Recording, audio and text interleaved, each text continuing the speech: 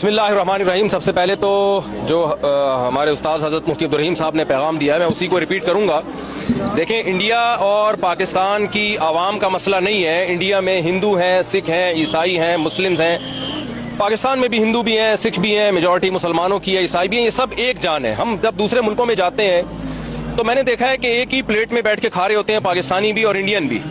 कोई फर्क नहीं है इंडियन पाकिस्तानियों में। कल्चर सेम है, जबान सेम है। वो उस उर्दू को वो हिंदी कह देते हैं और हम हिंदी को उर्दू कह देते हैं। कोई फर्क नहीं है। ना इंडिया से हमारी दुश्मनी है, ना इंडिया की पाकिस्तान से दुश्मनी है। ये एक गवर्नमेंट है मोदी, जिसने दिमाग खराब किया हुआ है, जिसका अपनी खोपड़ी आउट हुई हुई है और सारी दुनिया को वो बदअमनी में डाल रहा है। तो इंडियन को भी चाहिए, पाकिस्तानियों को भी चाहिए, एक इंसान को काबू में लाएं आप। एक की खोपड़ी को सेट कर देंगे, पूरी दुनिया में अमन हो जाएगा। उसकी खोपड़ी खराब हो गई है। पहलगाम में उसने खुद वो किया है जो कुछ किया है। पहलगाम में जो कुछ हुआ है, बेगुनाह लोग मारे गए हैं, हम उसकी भरपूर मजम्मत करते हैं। इस्लाम तो मैदान जंग में बूढ़ों और बच्चों को कत्ल करने की इजाजत नहीं देता, वो सयाहों को कत्ल करने की कहां से इजाजत देगा। तो पाकिस्तान का इस पहलगाम वाले वाक़े से कोई ताल्लुक नहीं है और उस वाक़े की हम भरपूर मजम्मत करते हैं। और जो जुल्म पहलगाम में लोगों पर हुआ, इंडियन पर हुआ, हम उसमें इंडिया के साथ हैं, इंडिया वालों के साथ हैं। तो एक आदमी की खोपड़ी खराब हुई हुई है, सबको मिलकर उसकी खोपड़ी को ठीक करने की जरूरत है। जंग की धमकियां दे रहा है वो, मैं यूं कर दूंगा, मैं यूं कर दूंगा, झूठा इल्जाम हमारे ऊपर डाल दिया, आप सबूत भी दिए। भाई, अगर आपका ख्याल है कि पाकिस्तान ने ये काम किया है तो आप एक तीसरे मुल्क को सालिस बनाएं। जब भी दो में झगड़ा होता है, तीसरा सालिसी का किरदार अदा करता है। पाकिस्तान सबूत पेश करने के लिए तैयार है।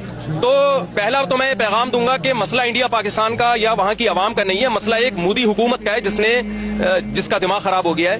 तो अब चूंकि वो जंग की धमकियां दे रहा है तो हमारी अखलाकी दीनी जिम्मेदारी है कि हम, अगर ये जंग छिड़ जाती है तो हम अपनी फौज के साथ हैं।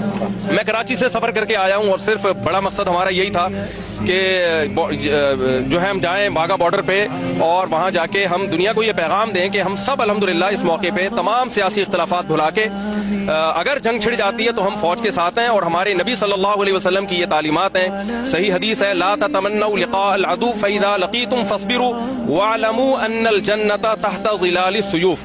नबी सल्लल्लाहु अलैहि वसल्लम ने फरमाया, दुश्मन से लड़ाई की कभी तमन्ना मत करो, लेकिन अगर जंग छिड़ जाती है तो यकीन कर लो कि अल्लाह ने जन्नत तलवारों के साए में रखी है। तो भाई, मुसलमानों को तो जन्नत में जाने का मेरा ख्याल है वैसे ही बहुत शौक है। तो ये तो शॉर्टकट रास्ता होगा हमारे लिए। अल जिहादु मुख्तसरु तरीक़िल जन्नह, नबी सल्लल्लाहु अलैहि वसल्लम ने फरमाया, जिहाद जन्नत में जाने का मुख्तसर तरीन शॉर्टकट रास्ता है। तो हम जंग की तमन्ना नहीं रखते, लेकिन अगर मोदी को शौक है लड़ने का तो आजमा ले। तो इंशाअल्लाह हम पूरा मुल्क हमारा फौज के साथ है और मुंह तोड़ जवाब देंगे इंशाअल्लाह। जज़ाकल्लाह।